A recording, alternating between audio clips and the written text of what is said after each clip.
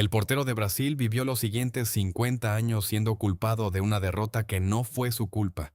No lo buscaron para contratos, no lo invitaron a los homenajes, y cuando intentó llevar el trofeo a un evento de la selección, le dijeron que no podía entrar, que traía mala suerte. Ese hombre se llamaba Moacir Barbosa, y su historia empieza el 16 de julio de 1950 en el estadio más grande del mundo. Piensa en la última vez que esperabas algo con tanta certeza que ya lo dabas por hecho. Ya habías planeado la celebración, ya habías contado la historia a los demás, y de repente, no pasó. Eso, pero multiplicado por 200.000 personas, en el estadio más grande que se había construido hasta ese momento, en el país que había organizado el Mundial convencido de que iba a ganarlo. Brasil en 1950 no solo quería ganar, Brasil necesitaba ganar. Y lo que pasó ese día en el Maracaná cambió para siempre lo que significa perder. El gobierno brasileño no construyó el Maracaná para jugar fútbol. Lo construyó para coronar a Brasil campeón del mundo. 200.000 personas. Ese fue el aforo oficial. Para que entiendas la escala, era como vaciar 3 veces el Camp Nou y meterlos a todos en el mismo recinto. Nunca antes ni después ha habido tanta gente en un partido de fútbol. El gobierno había impreso medallas conmemorativas con los nombres de los jugadores brasileños. Los periódicos del domingo ya tenían preparada la portada. Brasil, campeón del mundo.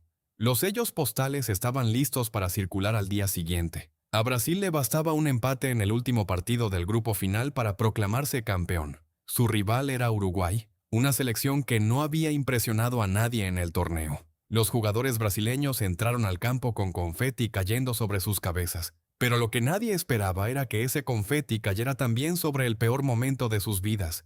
El capitán de Brasil, Augusto, declaró antes del partido algo que hoy resulta casi doloroso leer. Dijo: «Voy a dedicarle este trofeo a los 50 millones de brasileños que merecen este título». Los jugadores brasileños estaban tan seguros de la victoria que el vestuario parecía una fiesta anticipada. Se hablaba de bonificaciones, de celebraciones, de la vuelta al país. El alcalde de Río de Janeiro entró al vestuario y pronunció un discurso declarando los campeones antes de que comenzara el partido. Del otro lado del pasillo, el capitán uruguayo, Obdulio Varela, había hecho algo muy diferente esa mañana. Se había levantado temprano, había comprado todos los periódicos que encontró y se los había llevado al hotel. Reunió a sus compañeros y les dijo: «Léanlos, lean lo que dicen de nosotros». Los titulares trataban a Uruguay como un equipo de paso, como una formalidad antes de la coronación de Brasil, y entonces Varela tiró los periódicos al suelo. Los jugadores uruguayos pasaron la noche durmiendo sobre ellos. El partido empezó. Brasil dominó.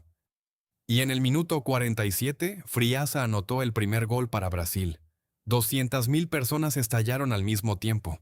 El ruido fue tan brutal que se sintió en barrios a kilómetros de distancia. Los jugadores uruguayos describieron ese momento como pararse en el centro de un terremoto. Pero Obdulio Varela hizo algo insólito. Agarró el balón, lo puso bajo el brazo y caminó hacia el árbitro protestando el gol. El gol era perfectamente legal. Varela lo sabía. Pero necesitaba tiempo. Necesitaba que sus jugadores respiraran. Necesitaba romper la inercia emocional que se había apoderado del estadio. Anduvo con ese balón durante casi 2 minutos. El árbitro le decía que lo soltara. Varela seguía protestando en español mientras el árbitro no hablaba español. Era teatro puro, y funcionó. En el minuto 66, Schiaffino empató para Uruguay. El Maracaná no se quedó en silencio. El Maracaná entró en pánico. Pero lo que nadie esperaba era que el peor momento estaba exactamente a 13 minutos de distancia. Minuto 79. Alcides Guilla recibió el balón por la banda derecha. Ya había hecho esa misma jugada antes en el partido. Barbosa, el portero brasileño, sabía que Guilla centraría. Todos lo sabían. Guilla siempre centraba desde ahí. Pero esta vez Guilla no centró. Guilla chutó directo a portería, al primer palo, donde Barbosa había dejado un espacio convencido de que vendría un centro. El balón entró. Y entonces pasó algo que no había pasado nunca en ese estadio.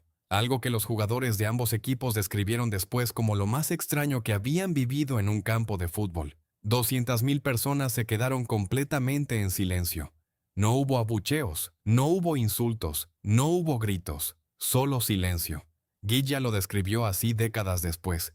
En mi vida solo hay 3 personas que han silenciado el Maracaná: Frank Sinatra, el Papa Juan Pablo II y yo. Los jugadores uruguayos no celebraron, no porque no quisieran, sino porque no sabían cómo hacerlo, rodeados de 200.000 personas que lloraban.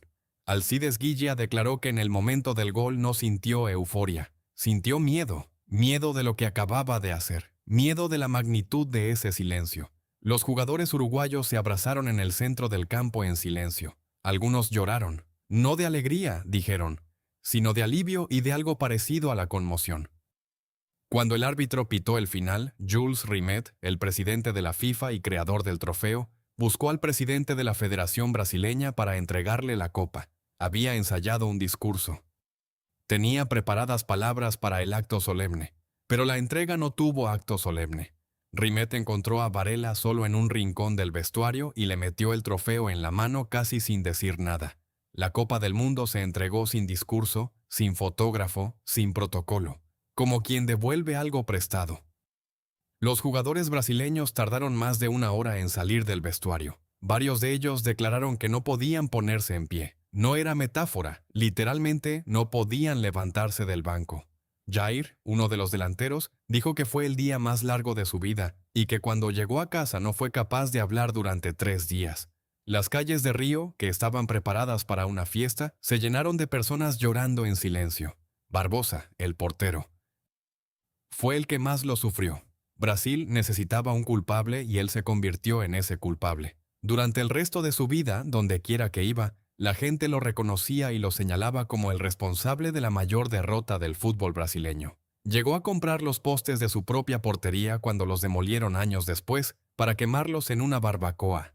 Quería destruir algo que le recordara ese día. Murió en 2000, 50 años después del partido, sin que la selección brasileña le hiciera nunca un homenaje oficial. Aquí está el dato que no vas a olvidar.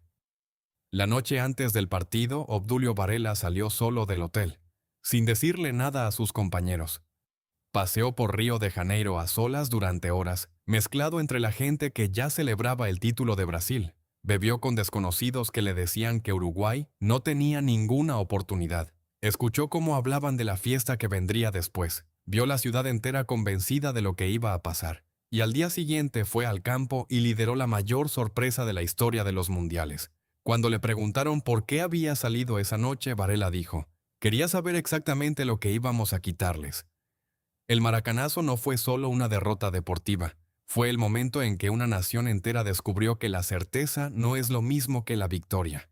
Y 75 años después, los brasileños todavía tienen un nombre para ese día. Simplemente lo llaman el trauma. ¿Tú crees que hay algún acontecimiento deportivo que haya marcado tanto a un país como el maracanazo marcó a Brasil? Déjamelo en los comentarios, me muero de ganas de leerlos. Si este vídeo te hizo pensar en algo que no sabías, dale like y suscríbete. Cada semana traigo una pregunta sobre los mundiales que nadie se había hecho hasta hoy.